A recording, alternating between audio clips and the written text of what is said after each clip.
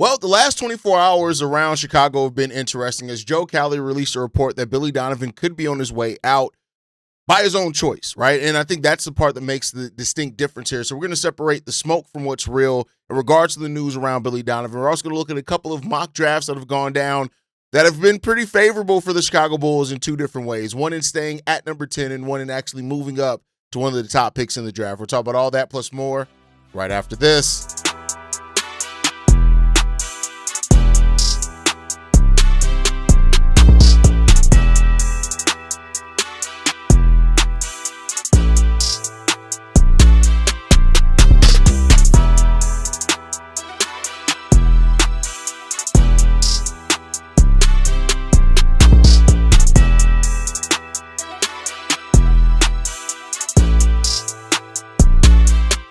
What's going on, Bulls fans? Welcome to another episode of Chicago Bulls Central, your number one spot for everything Chicago Bulls related. I'm the host, Eric Hayes, but more importantly, you guys can follow the channel at Bulls Central Pod on every social media platform we happen to be on. With that said, let's go ahead and get into this content for today, y'all. And man, the Billy Donovan news. It's been news that's been kind of, I won't say it's like shaking Bulls media or anything like that, but it was a report by Joe Cowley, and I want to spend some time in here separating the report from what's real, from speculation from what's real. And this isn't to attack Joe. I want to be clear here. This isn't to attack Joe Cowley, even though I'm not against attacking Joe Cowley because sometimes he can be a bit controversial and a bit of a hack. But with that said, I will say this, right? I want to separate the smoke from the facts in regards to the Billy Donovan thing, right?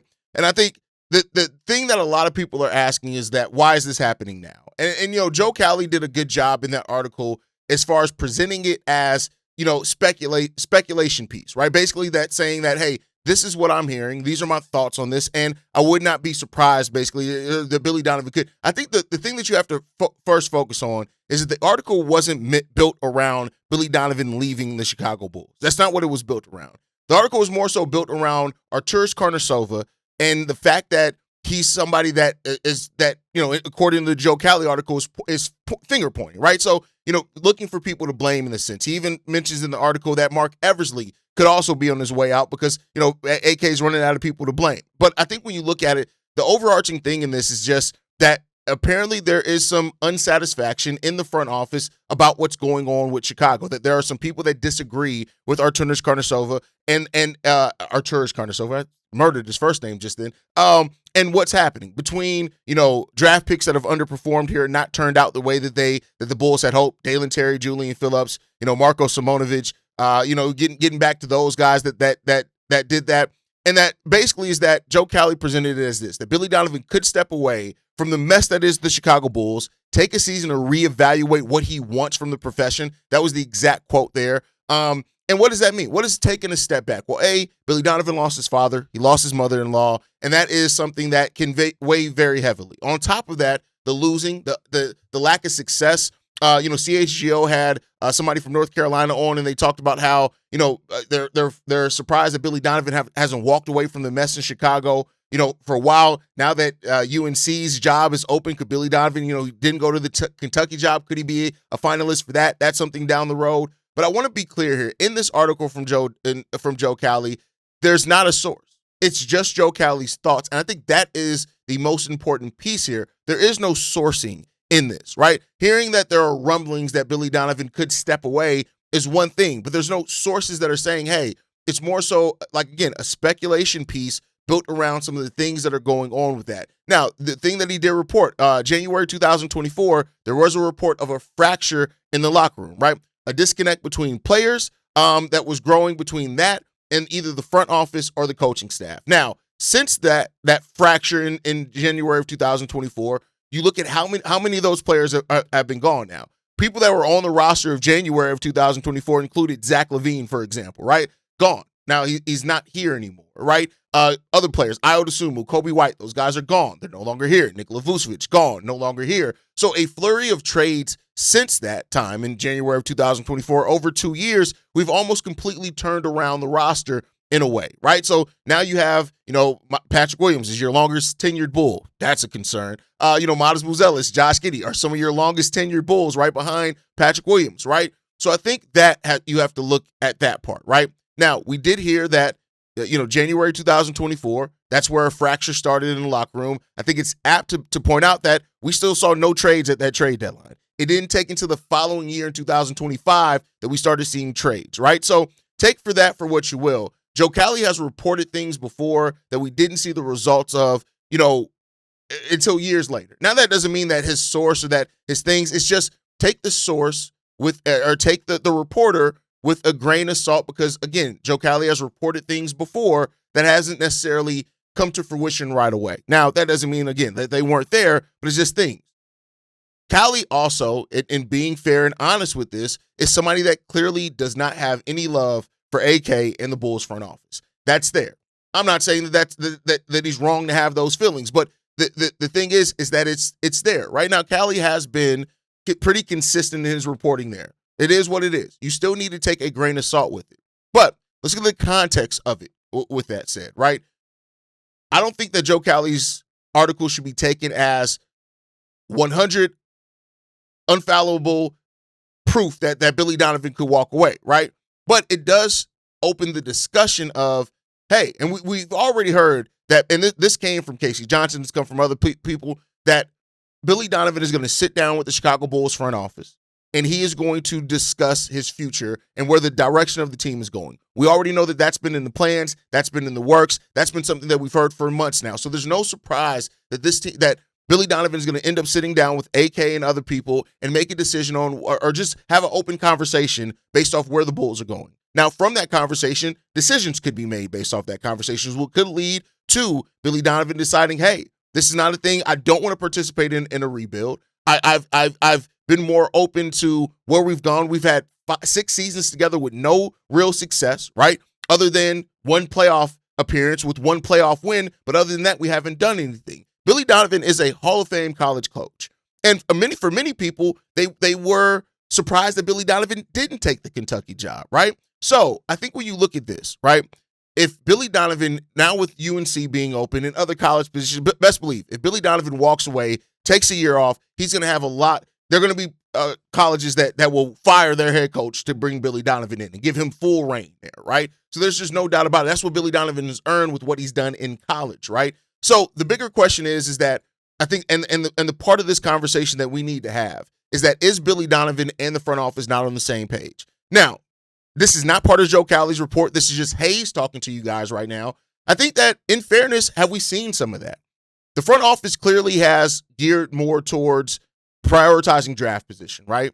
And many people have asked themselves, hey, why are the Bulls doing what they're doing? We've talked about it where it seems like in games, Billy Donovan gets the call from heads up like, hey, we're not winning this one, right? Like, so is there a disconnect? Billy Donovan, somebody who wants to develop, coach, and that's a different conversation on how successful he can be in that. But he is a guy that wants to win basketball games. He is a guy that wants to develop talent. He is a guy that wants to do that. And so the question now becomes about, after a winless February, right, where the Bulls won nothing in February, at no game at all for a month, has it become now, like the Bulls since then, though, have gone 5-6, which isn't bad, isn't terrible, which, the pro tankers are going to take that and spiral with it. But so is there a disconnect between what KK wants, what Mark Eversley wants, and what Billy Donovan wants? I think for a relationship that for so long has been talked about how collaborative the relationship is between Billy Donovan and AK, if that is truly fractured, and I say if because I don't know, but if that is truly fractured to a degree, I can understand why that could shake the foundation, because so much of what we've heard of why AK and Billy work good together is because of the collaborative part of their relationship, is because of Billy Donovan being bought in, these guys being of one mind on where the Bulls have been going over the last few years. And maybe now you're seeing that. And I'll throw some other examples out there, right? For example, we heard that Billy Donovan was actually a fan of Derek Queen in the draft, whereas we heard from Casey and other people leading into that Bulls front office had no interest in Derek Queen, right? We heard that, I think this even dates back to the Dalen Terry draft. If I'm not mistaken, we've heard that Billy Donovan was actually favorable towards Walker Kessler in that draft, but they took Dalen Terry, right? Now, again, these are all kind of bits and pieces that we're now piecing together over years, but if you're already a coach that, and I'm not saying that Billy Donovan hasn't had any say in personnel, he absolutely has, right? But if you already as a coach have identified players that you want in the draft, and then your front office multiple times has gone a different route with it, and then on top of that, you're not winning. You may not want to go into this reset where you could be bad for a while. Like, all these things are there. Is that fracture legitimate? And I think that we see reasons why it could be. Now, all this could end up being smoke. Billy Donovan and AK could meet at the end of the season. They could be right on the same page as far as what they want to do this offseason, and Billy Donovan could stay.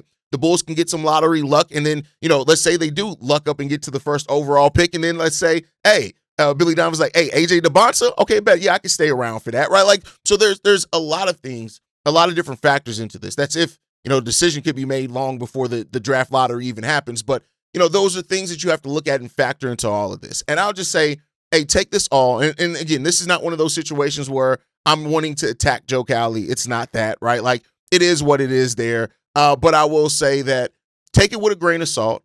We'll watch it. We'll see how it goes. But now it does add a little extra level of complexity as far as looking out with the rest of these games and seeing how they're going for the Chicago Bulls. What is happening here with the way that management is this turning into a thing like it was with Tibbs at the end of his era, where it was the coaching staff and the players against the front office, right? Which led to Tibbs exiting. So, those are type of things to watch. And I guess now for the rest of the season and going into the offseason, we could start watching that.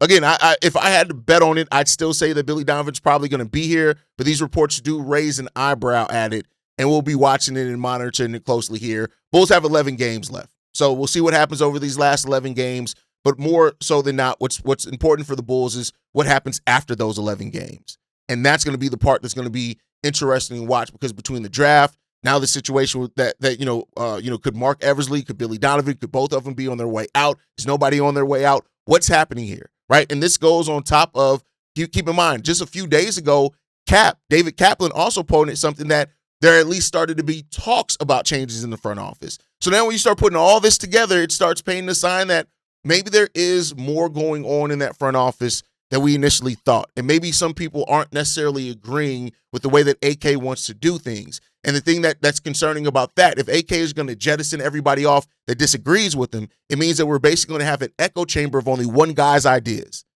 And that is hugely concerning as well. But let me know what you guys think on all of that down below. I want to get into the next couple of things. Let's talk about the draft, right? I said towards the end of March, we're going to be doing draft coverage very heavily. Around April for sure is when I'm going to start on my different scenarios and player projections and those type of things. But I want to talk about two different mock drafts that were done.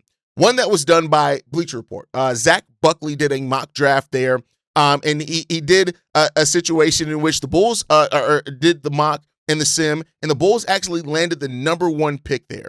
And with that, he had the Bulls drafting AJ Dybantsa with the number 1 overall pick, saying this: a better late than never rebuilder leapfrogged a whole heap of lost collectors, giving hope to a fan base that would struggle to summon much without a lottery jackpot. And so we already know what AJ is, right? 6'9", 210 pounds, over 7-foot wingspan, hugely athletic, explosive player as well, has that edge that you like. One of the reasons why I love AJ Dybantsa so much is that I truly do think that even at 19 years old, you see things from him that make that point out the fact of why he can be a franchise-altering talent. It's not just from his own skill set, but also from the leadership aspect. I can completely see AJ Dybantsa turning into a leader on a team. And the Bulls need leadership, right? We need that. We've talked about Colin Sexton coming in, right, and being somebody who brought some leadership right away for a Chicago Bulls team that lacked it because, hey, say what you will about Modest Buzelis. I do think Modest has some leadership qualities, but right now he's working on his game. He's not that. Josh Giddey does bring some of that. We've seen Josh Giddey get frustrated on the court. He brings some of that, but you need that more vocal leader. Josh Giddey is also kind of a more quiet guy. I'm going to go out there and prove it on the basketball court, but you need sometimes that raw guy, right? I love AJ Dybantsa. I've said for a while there, he is my number 1 prospect in this draft. 25 points per game, first in the nation in that, 6.8 rebounds, 3.7 assists, 51% shooting from the field. Now, the three-point shooting is a concern. Only a 33% three-point shooter. The question becomes about AJ Dybantsa is how much of that three-point shooting can you make legitimate, right? Can you turn him into a low-volume but efficient three-point shooter? I think is what you want to have there, and then maybe you can add the volume later on. 77% free throw shooter, over a steal per game. Turnovers, he has 3 turnovers per game as well. Now, he wouldn't have to do as much as the ball handling with having a point guard like Josh Giddey, but there's just no doubt that if the Bulls can walk away from this draft with AJ Dybantsa, that means that they've added the type of upper echelon talent that they need. That is something to get excited about. Then you look at adding that to Modest Buzelis, another uber athletic player. Imagine how many people would have to watch their heads on a fast break with Josh Giddey, AJ Dybantsa, Modest Buzelis, right? And now don't even let us get a rim running lob threat of a center as well. AJ would be perfect for this team. Perfect for this team. And I love it so much that I think when you look at what Buzelis and AJ Dybantsa can both bring, right? But Dybantsa has the upper echelon talent, the skill, the potential, and the star power as well that can absolutely turn this franchise around. You add that to Buzelis and what the potential is there as your wing tandem, your 3-4 tandem, man, I tell you that right now, it'll be huge for the Chicago Bulls. So I wanted to talk about this one first because it gives the Bulls fans some hope, right? And that's really what this is about when it comes down to the NBA draft. You're still looking for hope from a lot of from this overall. You're not, we're going to need some luck in the lottery if we're going to come out of it. We're going to need all those type of things. It's things that we've all talked about. We all know that what you're going to need if you want to come out of this draft with some talent that you don't necessarily expect to come out of it with. And if the Bulls do get lucky and go number 1 overall, I want to hear from you guys on this one. If the Bulls do get lucky in the lottery and do get the number 1 overall pick, who are you taking? Because I am taking AJ Dybantsa. And I've said that, and I've been pretty consistent about no knock on Darren Peterson, no knock on any of those guys. But AJ Dybantsa would be my guy if the Bulls get the number 1 overall pick. That's the guy I want to see in the Bulls uniform. That's the guy that I think can change the franchise. That's the guy that I'd be willing to bet hell and high water is going to turn in not just to a star, but potentially a superstar in this draft. Now, I mean, some things, the turnovers are a thing there. He doesn't really block shots. We got Modest for that. If we get the right center, we have that for it. Defensively, he leaves a lot on the table, too. He does give effort defensively. I want to be clear on that. And that's typically what you kind of look at, especially for young 19-year-old players, is how much effort are they giving out there on the basketball court defensively? And then what could that turn into? So I do think that he has the right level of effort defensively, which could lead him into turning into at least a solid defender, right? Look at the way that Anthony Edwards has turned out, right? Shooting and defense were part of his knocks coming into the league, and he's now a perfectly serviceable defender, and he's turned into one of the more efficient three-point shooters in the league too. So, you got to look at that. Again, I know people are going to say, but Hayes, the Bulls' development isn't the best, and you're right on that one. So take that for what you will as well. But then I want to get into the other article, right? And this is the one that is more realistic, but this still does shine some light on the importance of this draft. Yesterday's episode, I talked a lot about how this draft isn't just top 4. Don't rely just on what the narratives are telling you. This isn't just where only the top 4 players in this draft can turn into stars, because that's not the reality of it. There are some players in this one that can turn into stars later in the draft, right? But I want to be clear on this one. There's another lottery simmed in this one, and that is the Bulls, still, and they stayed at number 10. I think that's just the way to cover it first, is that getting into this mock, the Chicago Bulls stayed at number 10. As a matter of fact, when the lottery was all done, going into it after the simulator, the Sacramento Kings walked away with the number 1 overall pick, the Brooklyn Nets number 2, the Pacers number 3, the Washington Wizards number 4, the Jazz 5, Dallas Mavericks, Memphis Grizzlies, Atlanta Hawks, Milwaukee Bucks, and the Chicago Bulls there at number 10. And in this mock, the Bulls got Braden Burries out of Arizona in this mock. And so I want to talk about, because this is a realistic option for the Chicago Bulls. And who is Braden as a player, right? He's averaging 16 points per game, 4.8 rebounds, 2.5 assists on almost 49.9% shooting from the field. So 50% shooting, which is really good as a player that can score. If you can get 50, 40, 90. We all know that is kind of the mark of efficiency as a scorer. He's also shooting the ball 39% from 3, taking 4 3-pointers per game, and 80% from free throw. So not 50, 40, 90, but he's doing basically 50, 40, 80, which is still really good. 4.8 assists, 2.5 assists, 4.8 rebounds, 1.5 steals, only 1.4 turnovers per game. Braden is a player that I would potentially love here in Chicago. Now, the thing is that he's more of a point guard than a shooting guard, but he's listed as a 2-1, right? A shooting guard / point guard, 6'4", which is really good. He's 20 years old. The defense that this guy brings, his defensive box plus minus, is why I do think that if the Bulls were to draft him, he can play with Josh Giddey. It's because of the defensive aspect. When we've seen some of the best ball from the Chicago Bulls this year, it's been with Trey Jones and Josh Giddey on the court together.